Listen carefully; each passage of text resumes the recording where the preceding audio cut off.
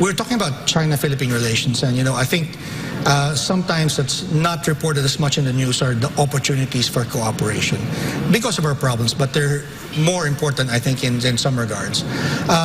Earlier, before the break, you mentioned agriculture. Are there things that you'd like to share with us in that front and maybe in other industries that you think are ripe for partnership between the Philippines and China? Well, I think China can import a lot more agricultural products. Okay. Mangoes, bananas. There's almost unlimited potential for these and probably not as difficult as sending our mangoes to Europe. Yeah, it's very near. Yeah. It's just a day or two shipping away. Right. Yeah. And also, let's say in terms of agricultural production, for instance, rice. China has started to plant rice even in seawater.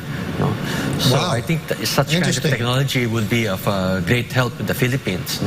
So we need to increase our production of rice, corn, even sugar. Not only increase the production, but lower cost of production. Wow. So we need their technology, their expertise to increase our production.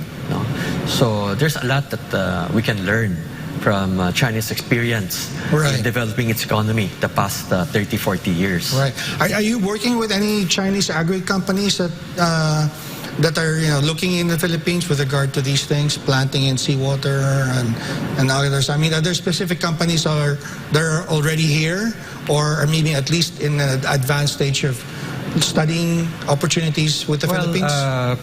Personally, we're also into pork production. Okay. Yeah, so we'd like to explore piggery, swine production, more with Chinese companies. Perhaps joint venture to expand the business opportunities in the Philippines. But there are a lot of mainland Chinese companies that are seriously taking a look at Philippine opportunities. For instance, mining, even infrastructure. Okay. I think the next 6 years, the President has a new emphasis on infrastructure, build better, more. So the Philippines still lags behind in infrastructure in terms of railroads, airports, highways, dams. So we can work with a lot of these Chinese contractors and firms. Learn from them and build so much more infrastructure. Right. There's also a lot of attention these days from the government to help MSMEs, and many of these small businesses are in these sectors that we're talking about, agriculture and whatnot. Is there a program for them? I mean, does APCU help them out? Or you're also very active with the Federation of Philippine-Chinese Chambers of Commerce. Do you do any matching? Do you do any trade missions to China? Is that something that, small businesses can tap into? Yeah, definitely. We organize trade missions to China. In fact, China has import expos, encouraging more companies to export to China.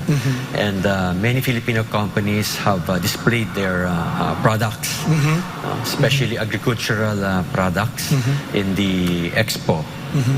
And in terms of APCU, although because of the pandemic, we have not had any trade missions the past 2 years. But hopefully, once China opens up by next year, we plan to have several trade missions to different cities in China. Oh, that's interesting. Yeah. Are you going to be targeting any specific industry groups with this trade mission, or is it open to everyone who's interested in doing business in China? Yeah, any industry. Okay. Probably agriculture and manufacturing. Okay. Yeah. Okay. And then also we plan to invite many more Chinese tourists to come to the Philippines. It's a pity that Chinese tourists disappeared the past 2 years, but we expect the growth trajectory to come on very strong in the next 4 or 5 years. Right. I think their entire outbound tourists can probably surpass our 6 million target for the Philippines. There's so many Chinese people traveling abroad. Definitely. Yeah. Would you believe 150 million Chinese tourists travel abroad every year, and only around 2 million come to the Philippines. Wow. That's right. Wow. And around 20 million go to Thailand. So we can easily double and triple Chinese tourists coming to the Philippines in the next few years. Yeah. That should keep busy all our resorts in the Philippines. Right. Let me go back a bit to agriculture, because you said you have personal experience there, and of course the Marcos government is paying a lot of attention to the agriculture sector, because the president is himself hands-on with the Department of Agriculture. What has been your experience? I mean, if you're going to give some advice or share your know-how with other businessmen looking to do business in China, what are some of the things you would advise them? Because they may be drawn to the huge market, 1.4 billion people, but sometimes the reality is a little bit different from the expectations. What can you share? I think they have to do their homework well. For instance, I can cite the case of Oishi, owned by Mr. Filipino Carlos Chan. Yes. They've done very, very well selling potato chips starting in China, and now they have so many factories throughout China. And other Filipino exporters of, let's say, mango products, bananas, and other fruits have also done well the past few years, exporting to China. These tropical fruits are very much in demand, especially in the north during winter season. Right, and of course you are also in the tourism market with some of your investments.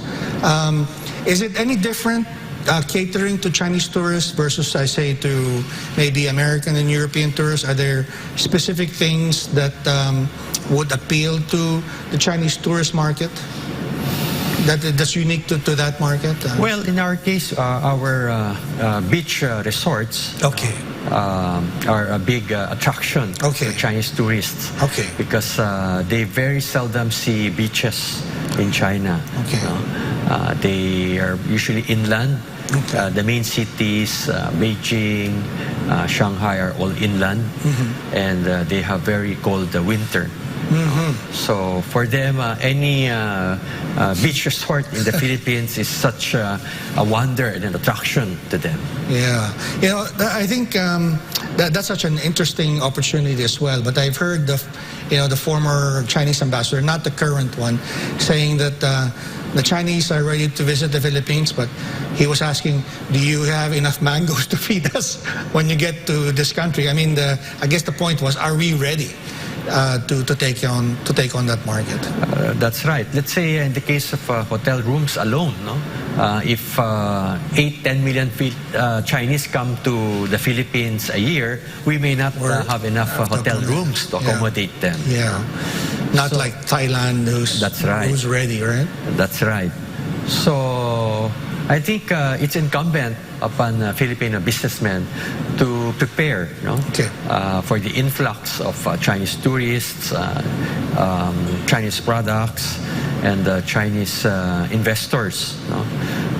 It's not difficult. Most of them already speak English, fluent in English. Right. So it's just up to us to get in touch with them, meet them, get to know them, and try to arrive at some sort of agreement and joint venture agreement with them. Right. Well, it seems like there's a lot of opportunities if we can only open our minds to opportunities and not get bogged down on challenges.